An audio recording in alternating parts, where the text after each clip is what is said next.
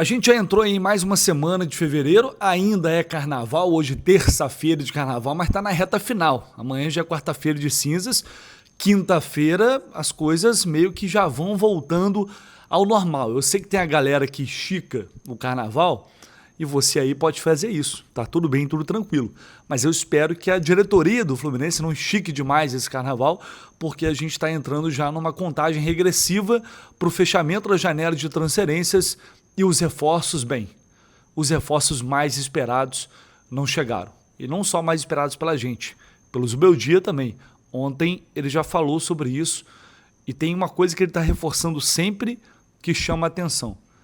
E ele diz, não adianta contratar por contratar. Tem que ser alguém que realmente chegue para acrescentar.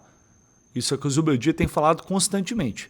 Só que o Fluminense estava em vias de contratar o Alexis Coelho, que, na minha visão, não entra muito dentro dessa fala aí, desse critério do Zubeldia. Mas, enfim, é fato que a semana vai ser uma semana importante nesse sentido. A gente vai falar sobre isso agora, a gente vai trazer Savarino aqui também, tá? Falou ontem na Zona Mista, fez o primeiro gol dele com a camisa do Fluminense, trazer palavras de Savarino projetando a semifinal contra o Vasco. E por falar na semifinal contra o Vasco, todo mundo tá querendo saber quais serão as datas, né, dos dois jogos da semifinal. Não está oficializado ainda, a FERJ deve definir isso. Não sei se já nessa terça-feira, carnaval, se vai deixar para quarta-feira, mas enfim, não tem muito tempo também, né? Acho que hoje ainda já deve sair isso, após definição da Polícia Militar, junto com a Globo, no caso, são eles que decidem, sempre tem uma reunião ali de planejamento. E aí a definição dessa data deve sair. Mas a tendência é que o Fluminense jogue nos sábados. Porque o Flamengo e Madureira deve ser no domingo, porque a Recopa, o Flamengo vai jogar a final da Recopa contra o Lanús, e esses jogos serão na quinta-feira. Então, naturalmente, tem que jogar no domingo. O Flamengo poderia também jogar na segunda-feira. Isso eu estou falando mais sobre o segundo jogo, porque esse primeiro acho que não tem muito mistério. Joga Fluminense e Vasco no sábado, né, no próximo sábado, e Flamengo e Madureira no domingo. A questão é que no outro final de semana, Fluminense e Vasco em tese não pode ser no sábado, porque o Vasco enfrenta o Santos na Vila Belmiro, o Fluminense vai pegar o Palmeiras e o Vasco enfrenta o Santos. Então não daria para o Vasco jogar na quinta-feira e jogar no sábado, né? Para isso ser viável, a FERJ teria que entrar em contato com a CBF, pedir para mudar esse jogo, Vasco e Santos, para quarta-feira também. Os dois jogam na quarta, condições de igualdade, e o segundo jogo vai ser no sábado. Se não, esse Vasco Fluminense, o jogo da volta, teria que ser na segunda-feira, né, com o Flamengo e Madureira mantido no domingo. O Flamengo e Madureira também poderia ser na segunda-feira, né, e aí Vasco e Fluminense ser um domingo, segundo jogo, né? Há também essa possibilidade. Eu não sei se eles vão querer jogar o jogo do Flamengo para segunda, e também não acho que é muito jogo para Globo, Vasco e Fluminense ser numa segunda-feira. Para eles seria melhor no sábado, né? Em termos de grade ali, em relação ao Campeonato Paulista também, competição do Campeonato Paulista.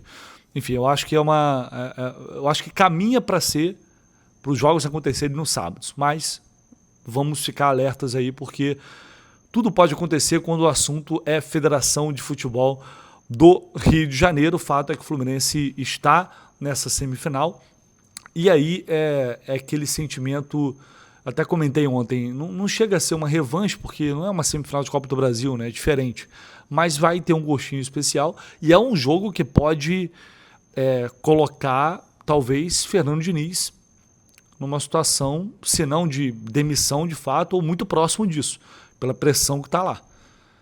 Óbvio que não é uma prioridade, na verdade é uma consequência do que pode acontecer. O Savarino vai falar mais sobre a semifinal, foi muito perguntado sobre isso, mas antes eu vou aproveitar aqui esse vídeo para a gente dar uma passada em relação a reforços.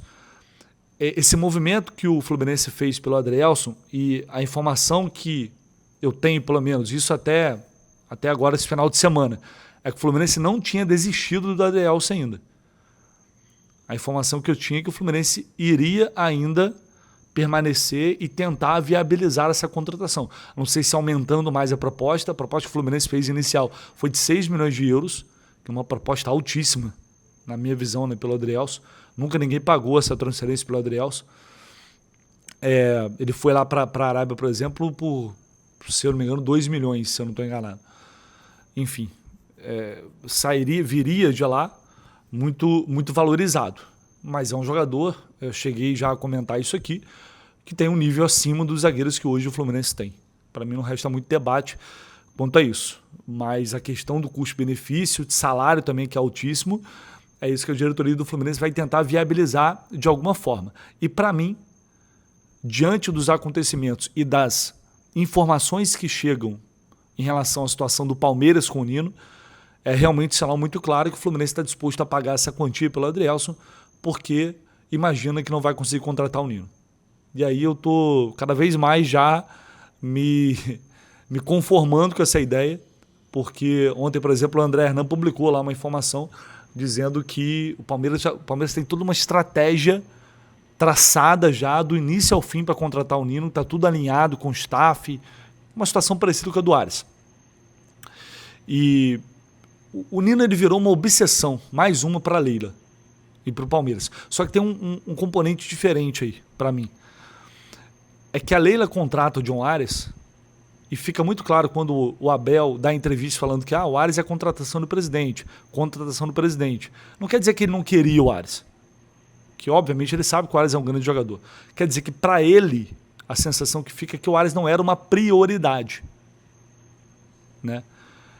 E eu acho que o Nino, aí sim, é uma prioridade do Abel. E como a Leila contratou o Ares, entre aspas, à revelia, porque ela queria, porque o clube queria, agora eles vão fazer de tudo para entregar o Nino, que é um jogador que o Abel quer, que é a prioridade do Abel.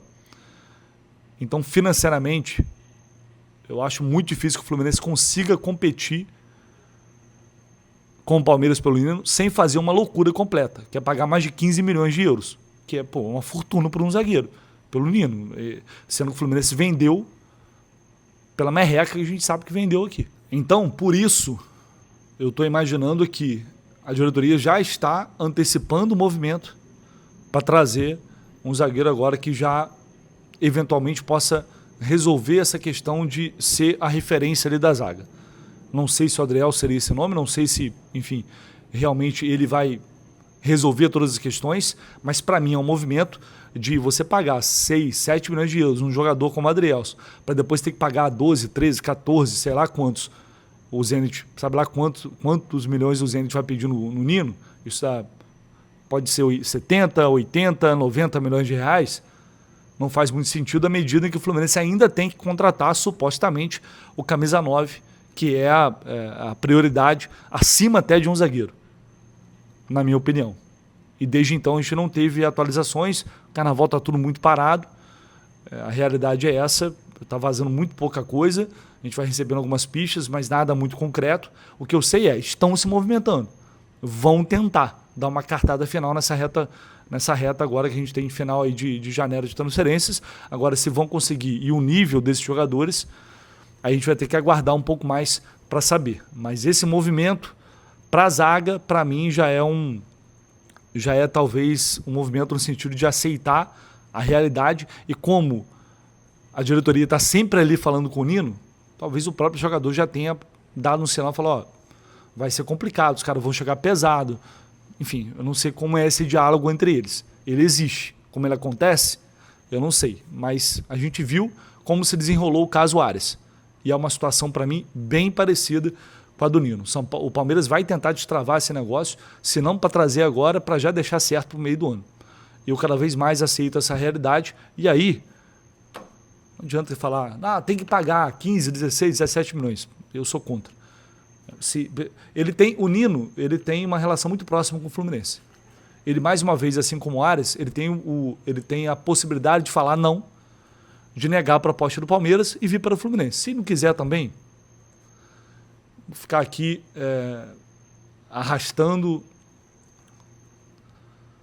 vou ficar aqui choramingando, dizendo, pelo amor de Deus, ai meu Deus, que a diretoria vá para o mercado e contrate um jogador de nível para resolver os problemas que temos. Acho que essa tem que ser a principal questão, pelo menos é a visão que eu tenho. Tá? Mas, enfim, acho que vai ser uma semana importante nesse sentido de encaminhar alguma situação. Vamos ver como as coisas vão acontecer nesses próximos dias. Vou trazer a palavra do Savarino e já finalizar esse vídeo com a zona mista de Savarino, falando após a vitória de ontem sobre o Bangu, a classificação para a semifinal, falando muito do Vasco, para ele, falando como ele está se sentindo também, depois de marcar o primeiro gol com a camisa do Fluminense. Eu acho que é um jogador que vai ajudar, certamente vai ajudar muita gente em 2026. Então deixo vocês aí com a palavra de Savarino, para quem não assistiu ontem ao vivo no Jornada, onde colocou só uma parte. Savarino agora aqui no canal do Lessa. Um abraço para você, um bom dia, a gente volta assim que a gente tiver mais notícias e mais informações por aqui. Para Gabi, para Sérgio Guimarães. Vamos lá, Savarino, tudo bem? Boa noite. Queria que você falasse um pouquinho sobre essa vitória, claro, mas também a importância de você fazer o primeiro gol pelo Fluminense. Obrigada. Sim, é muito importante fazer meu primeiro gol pelo Fluminense, na minha segunda titularidade já. Fazer o primeiro gol sempre é muito importante para pegar confiança para a sequência da temporada. Foi um jogo muito difícil, nos quartos de final. Agora temos um jogo ainda mais difícil nas semifinais, mas agradeço a Deus pelo primeiro gol com essa camiseta. Tudo bem, Savarino, parabéns pelo seu primeiro gol. Estava até perguntando aqui que eu não me lembrava se você tinha trabalhado com a esquerda e batido com a direita ou ao contrário, mas é um tipo de gol que é muito a sua característica, né? É um tipo de gol que você faz muito. E para além disso, eu sei que também é uma característica que foi fundamental para que o Zubeldia pedisse você aqui, porque você marcou alguns gols assim quando ele era treinador de São Paulo. Queria que você falasse um pouco sobre essa relação e esse tipo de gol. Se em algum momento ele deixou claro para você que era mais ou menos o que ele queria, que era um dos grandes motivos de você estar aqui, enfim, e o seu primeiro gol acaba saindo justamente dessa maneira. Sim, não, eu acho que não é por isso que ele queria que eu estivesse aqui. Tem muita mais característica, porque eu posso jogar nas três posições, posso me juntar com meus companheiros para fazer jogar o time, que para mim isso é o mais importante. O gol vem ali pela añadidura, pelo meu trabalho. Mas sim, é uma característica do meu jogo. O gol de hoje, sempre tento dar chapada lá no outro canto. Então não, agradecer a Deus pelo gol de hoje e continuar trabalhando sempre com a mesma humildade que me caracteriza. Você vai... Não tive essa conversa com ele. Ele sempre tenta me dar a liberdade desde o treino e também no jogo. Então, para mim isso vai ser muito importante para a minha adaptação, para me adaptar o mais rápido possível. Savarino, boa noite. Eu queria falar com você a respeito da torcida. Foram 20 mil pessoas hoje. Qual é a sensação que você tem de jogar com 20 mil pessoas no Maracanã, já que no jogo passado do Botafogo foram apenas 10 mil contra o Flamengo? Não, a verdade, a torcida sempre vai ser muito importante para a gente. Eles são mais o que nos motiva dentro do campo, e quizás quando a gente está em dificuldade dentro do campo, eles são essenciais ali em cada jogo. Então, para a gente vai ser muito importante agora na sequência nos dois jogos. No jogo das semifinais também vai ser muito importante. Então, agradecer pelo apoio hoje e seguramente vai continuar esse apoio nos próximos jogos. Aqui, Savarino, parabéns pelo seu primeiro gol, que seja de muitos. Jonatas, BTB Esportes. Eu queria te perguntar sobre mais uma opção e alternativa, a gente costuma chamar de uma boa dor de cabeça para o técnico Luiz Zubeldia, porque no segundo tempo ele permite você jogar ao lado do Lúcio Acosta, junto com o Paulo Henrique Ganso, na ausência, tirando o John Kennedy. Queria que você falasse sobre isso, mais uma opção que vocês dão ali nessa boa concorrência, essa concorrência sadia no meio campo. Obrigado. Sim, eu acho que isso é o importante do Fluminense, que tem bons jogadores, tanto os que jogam como os que ficam no banco. Qualquer um que possa jogar pode fazer o time jogar, e isso é o mais importante. Mas a gente sempre vai fazer o que o treinador pedir. E bom, o mais importante também é que ele dá a liberdade dentro do campo para a gente se juntar, para fazer jogar o time y espero que a gente possa dar sequência a isso. Eu estou me adaptando também a meus companheiros novos, conhecendo eles o mais rápido possível. Eu acho que vamos por bom caminho. Savarino, aqui na frente. Boa noite. Eu vou pegar o gancho da pergunta do Sérgio e vou insistir um pouquinho mais no clássico contra o Vasco, porque a análise que se faz de fora é que esse clássico do Botafogo contra o Vasco é um pouco diferente quando é o Fluminense contra o Vasco, né? Esse elenco que você chegou agora vem engasgado de uma eliminação para o Vasco na Copa do Brasil até bem pouco tempo, e as duas torcidas também estão bem mais inflamadas nessa realidade. Queria que você trouxesse um pouco para a gente como que foi a conversa agora, depois que eliminou o Bangu e concretizou que vai enfrentar o Vasco, como é que foi a conversa desse elenco que está machucado ainda dessa eliminação, até passando para vocês que chegaram agora sobre esse clássico que é o próximo jogo do Fluminense. Obrigado.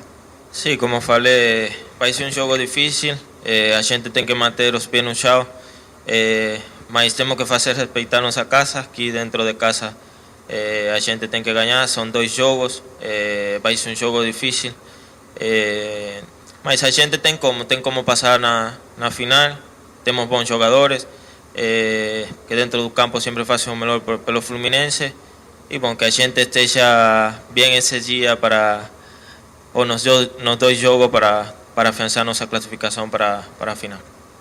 Savarino, boa noite. Debreque da Rádio Conexão Total. Minha pergunta é o seguinte: uma quarta de final numa segunda-feira de carnaval. O maior público das quartas de final, torcida apoiando. Isso dá motivação para a próxima fase, e parabéns pelo gol. Obrigado. Sim, como falei, sempre a torcida é uma motivação para a gente dentro do campo, também fora. Então, sempre esse apoio vai ser muito importante para a gente, não só hoje, sino nos próximos jogos e na sequência da temporada. E bom, jogar no Maracanã para mim sempre vai ser história, pela história que tem o Maracanã, e mais por ser um jogador venezolano que sempre tento deixar meu país bem alto. Então disfrutar desse momento que Deus dá para mim, e agradecer a torcida pelo recebimento também que me deram, não só para mim, sino o apoio que dão ao time.